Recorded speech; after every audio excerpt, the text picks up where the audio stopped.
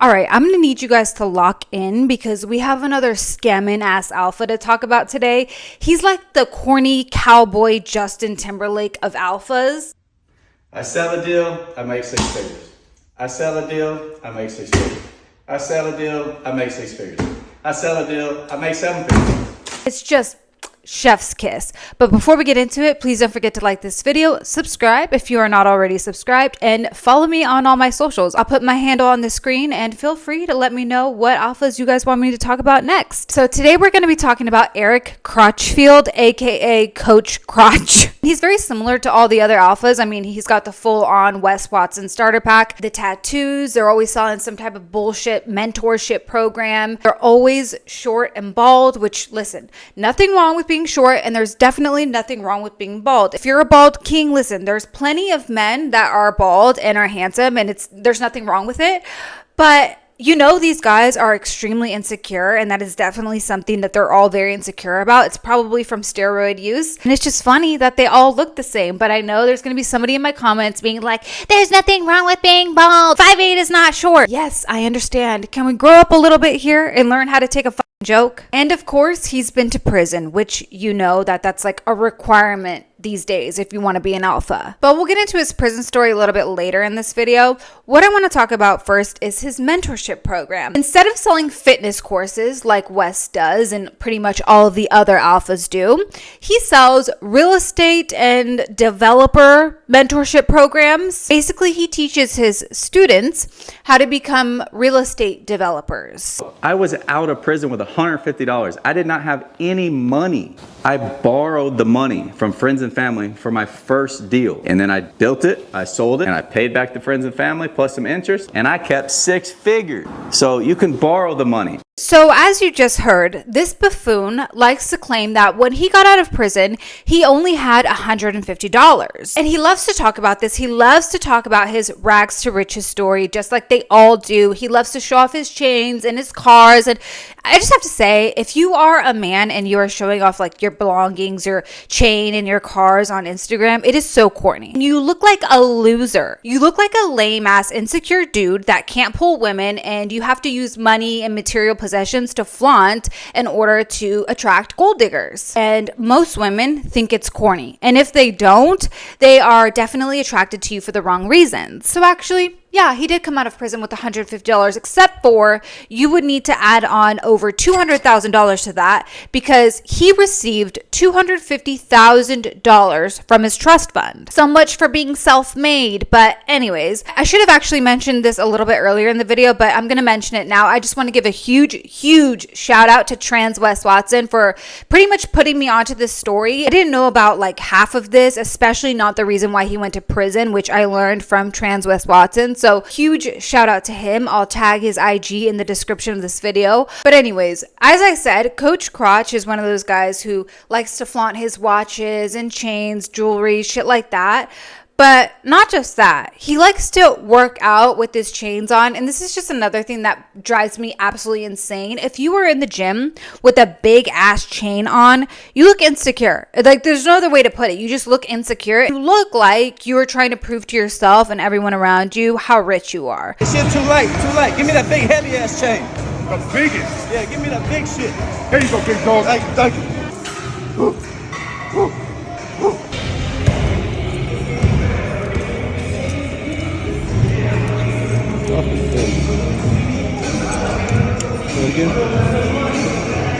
This is why I'm a real estate developer, because my $200,000 chain comes in handy all the time.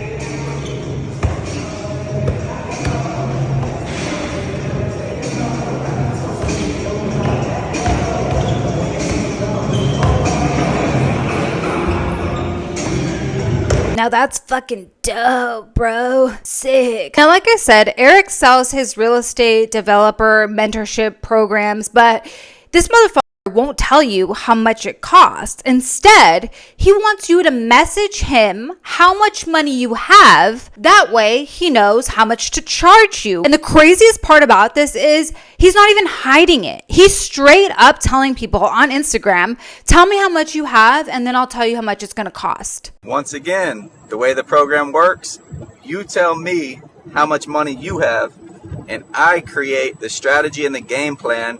Just pay for the mentorship and let's figure it out. I got you. Bro, trust me, the one-on-one mentorship will be the best investment of your entire life. I promise you. The skills that you learn, the knowledge that you gain, everything from my mentorship you can take with you for the rest of your life and use it over and over and over and over to make millions of dollars. Start now. The first of the year, the price might be going up. I would start now if I was you. Of course you would. Of course you would. If people don't understand by now that the way these assholes are getting rich is by scamming idiots like them, then I don't even know what to say. I don't know what to say, genuinely. But my favorite thing about Coach Crotch is the way he tries to dodge questions when he's asked how much his mentorship program costs. Bro, the cost of my mentorship is so fucking small. It's like not even a fucking tenth of this. Not even close to this. It's not even shit. You can get a few mentorships with this. How about you just give us a fucking number? How about that? But if you can't afford his mentorship program, no worries. Don't even trip, because he can help you get a loan through him. Can't find a partner, you can't find somebody to borrow money from, save up the money, or I'll teach you how to get it off a credit card. We'll get you enrolled in the program. We'll get you business funding. If you have a bad credit score, I'll boost up your credit score to where it's high 700s, 800s. We'll get it right. We'll get you business funding. We'll get you the down payment. I'll teach you how to take it off and wire it to the title company. And we're going to get you into a deal. That's what we do, man. That's it. So if you can't make it happen, don't make excuses. Don't give up. Hit me up and let me help you out. This has got to be the scammiest shit I've ever seen. It's actually pretty pathetic that somebody with all the resources in the world, somebody who got a huge head start in life, couldn't even make a legit business for himself, couldn't make something of himself, is still scamming people in this way. He's having people get loans through him. If they can't afford his mentorship program, they can get a loan through him. But then what? Like, they're indebted to him forever after that. Now, earlier I mentioned to you, of course, that Coach Crotch went to prison. Well, let me tell you really quick what he was arrested for. Casey McKenzie, a 23-year-old woman, died in March 2021 when she was run over by a pickup truck elevated on monster tires.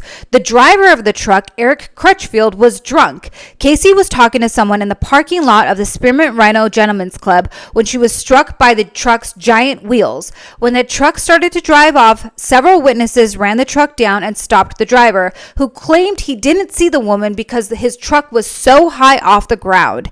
He was jailed on charges of intoxication, manslaughter, and driving with a suspended license.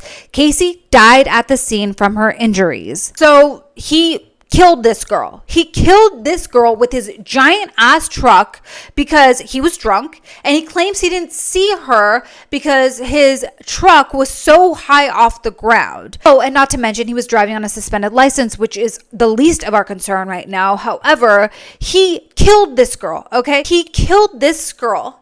And I want you to hear how he talks about this whole situation, the way he portrays this event. I was drinking and driving when I was 27 years old, got into a wreck. Somebody died. I got charged with 10 years manslaughter. I served over 7 years. I remember that first time I got to prison. Everybody's clicked up. We got the whites, blacks, Mexicans. Everybody's tatted up, faces covered. So we go to the library. I've never read a book in my life. I was looking around the library. I was like, okay, here's a personal development section. I probably need that. Let me check that out. And then I saw this book called Awaken the Giant. It was by Tony Robbins. There was something in that book that just clicked in my brain and enlightened me. From that point forward, man, I was just on self-development and business. I love the way these people have the ability to just turn everything around, even the death of someone else, turn everything around and make it about themselves. Like, he completely glosses over this girl and the manslaughter charges and just is like, oh, I hit someone. It's like if I were to literally hit someone with my car and be like, oh, I was driving and, I hit something. It was in the way. You're like, oh, pesky things in the road. It's like, ma'am,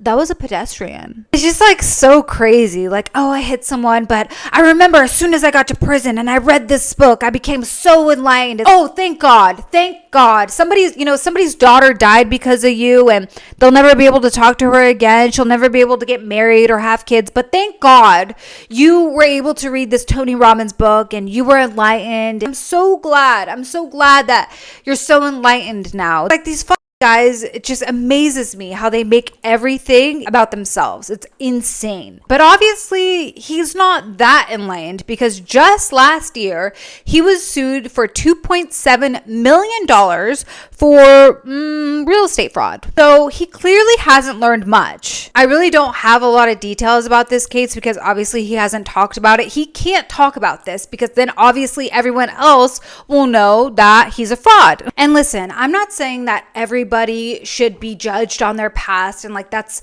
the end all be all. People can change, people can grow, but when you're continuing to scam people and you really don't seem like you've learned your lesson, you're just doing the same thing, except for now you're doing it in a legal way. I think in that case, people have the right to know about it. That way they can judge whether or not they want to continue to follow you. I just feel like the more honest you are and allowing people to decide whether or not they want to follow somebody like that, I think that's a lot more respectable than somebody who is trying to deceive you and pretty much erase their past. Especially if you are continuing that same behavior and are now scamming people just like you did in your past, but now you are finding loopholes and manipulating others in a legal way. So, that's why I call these motherfuckers out. I know a lot of you like to leave comments saying, oh, you get paid to hate, blah, blah, blah. No, I'm calling these motherfuckers out because they deserve it. They're scumbags. They're scamming people. And, if they're going to put this shit online, I'm going to talk about it. But my God, these guys get cornier and cornier. I can't get enough. I can't get enough. Let me know who you guys would like me to cover next. Please don't forget to drop me a like, subscribe, and I'll see you next time. Take care.